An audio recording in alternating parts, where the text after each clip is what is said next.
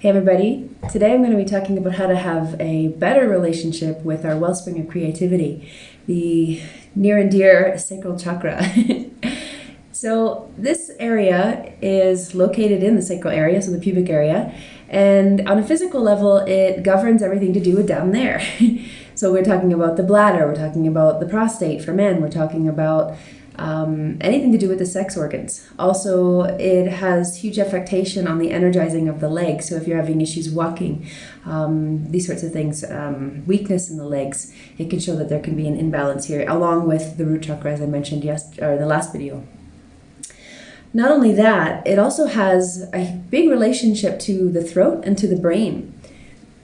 What happens is this creativity, or we could say our lower physical creativity, is transmuted and rises up the spine towards the throat and the brain. And if there is something going on with the sacral chakra and it's not functioning properly, it actually can cause a reduction in the throat and in the brain.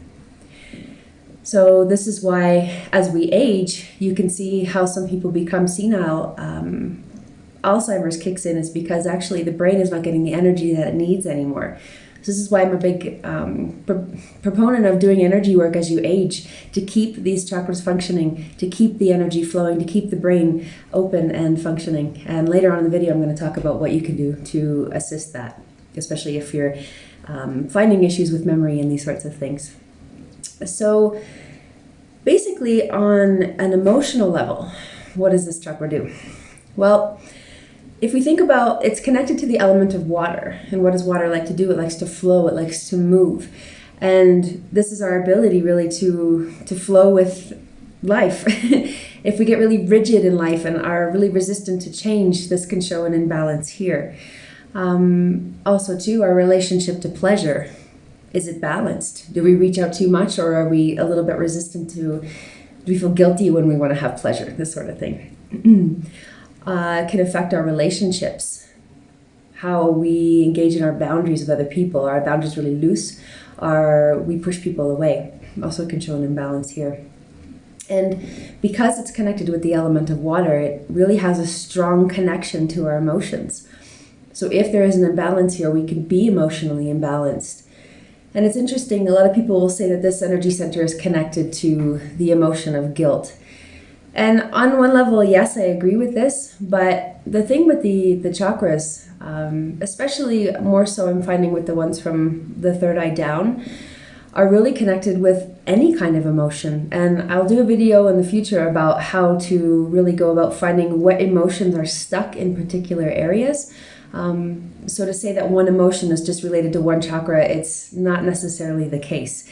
Yes, you can see that maybe willpower is connected with the third chakra quite often, but there are some other things that can be lodged in there as well. So that's just a little aside note. So what do we do if we have an imbalance? So as I said in the videos before, if you don't know if the chakra is in balance or if it's underactive, overactive, depleted, congested, these sorts of things, please view the videos that I made on chakras 1 and 2. So if it's depleted, if there's not a lot of energy in the sacral chakra, how does that look? So imagine we don't have a lot of creative energy there. There's just not a lot of flow. So any desire to do anything creative will be diminished. Also, because it's our creative sexual energy, sexual desire is also diminished. So like low libido, impotence, these sorts of things can really manifest here. Emotional suppression. If you have a hard time sharing your emotions with people, you just kind of feel locked. This can also show depletion. And relationships. It can be really hard to open yourself to relationships. It's easier just to stay closed and to not keep your, or to keep your emotions to yourself. So it's really hard to relate to people, obviously, when you're in this state. Now, opposite. If there's a lot of energy in your sacral chakra, imagine. So what tends to happen here is if there's a lot of energy here and it's not moving up, as I talked about earlier, you imagine energy starting to spread outwards. So instead of like a river just flowing upwards, imagine that this river is dammed and the energy starts to spread out sideways. So a person like this would have a lot of sexual energy, a lot of creative energy, and this energy is hungry, it wants to feed, is looking for something, for satiation, to be satiated. So really, this is a huge contributor to addiction. So food addiction, gambling addiction, sex addiction, all these sorts of things. This energy needs to move. It can really contribute to us needing, like wanting relations. So our boundaries can get really loose. We just let anyone in that we want. Also too, because of all that water energy, it makes us really emotional. So whenever emotions are up, and if you think about women, right, when they're about to have their menstruation, the moon energy is a lot bigger. So this is why our emotions get so big. So the exercise I'm going to teach about reducing that pool is also going to help women who are in premenstrual syndrome. I don't even think it's a syndrome, it's just we're feeling everything. Anyway, okay, so what do you do if you have not a lot of energy there? Ultimately, it's about flow. It's about getting moving. And sometimes you have to push yourself into places that are uncomfortable to get this energy moving. That's why for those of you who maybe would think, oh my God, like doing some sort of dance or free movement, this sort of thing sounds really strange to me, really uncomfortable. Well, it's supposed to be uncomfortable. That's what helps to get the energy to flow. So that's why like any kind of free movement, contact dancing, anything where you're connecting with other people is wonderful to help to start to open up this energy. And then a safe space, you know. I'm not telling you to go out and join a tantric party if that's not your thing, but something where the boundaries are a little bit safer. I mean, cuddle parties are an amazing one where people come together, but there's rules and people keep their clothes on and everything like this, but you're learning how to connect in a safe way with other people and opening yourself up again. Really important. Any kind of yoga that really focuses in the hips area, like getting the hips open, where there's lots of different poses you can look up there, but anything where you're trying to reduce that stiffness in the hips. And you'll notice people, I joke it's like the robot dance, and not to make fun, but just you can actually see in people when the sex chakra is low is they're very stiff in their movement.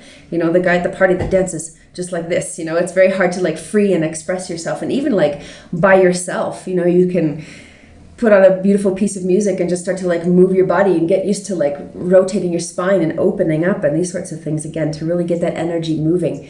Even simple cat-cow where you're flexing the spine, you know, where you're on your knees and just basically moving the pelvis back and forth starts to pump that energy from the spine up towards the brain. So it's a simple way to do it, but it's very, very powerful. Picking a hobby. What's a hobby that you love to do? Even if it's gardening, whatever it is, like something where you can get out and express yourself is really important. And finally, getting near to water.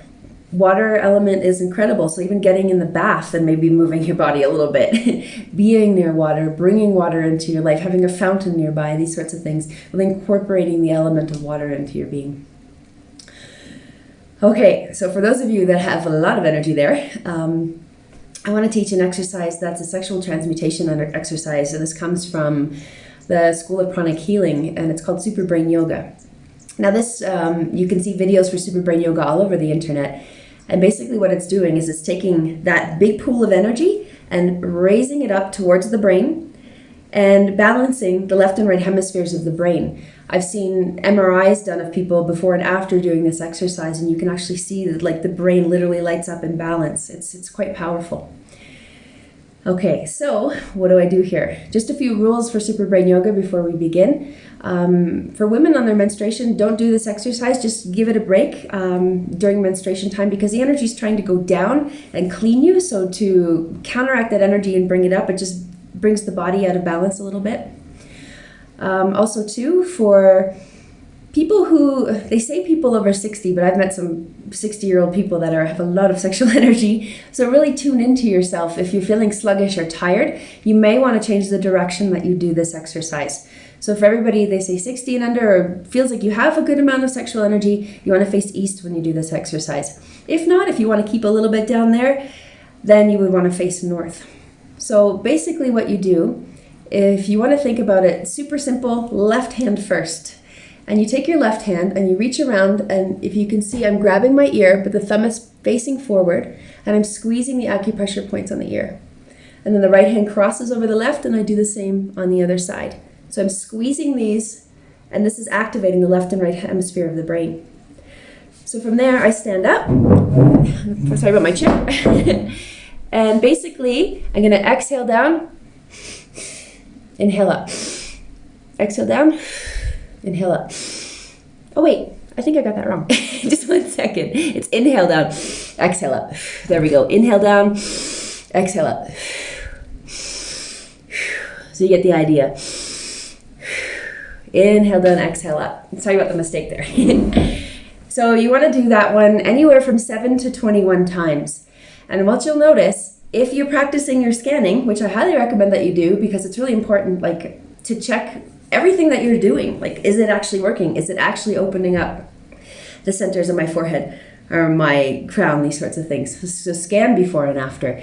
And you'll notice sacral will reduce and the upper centers will become larger.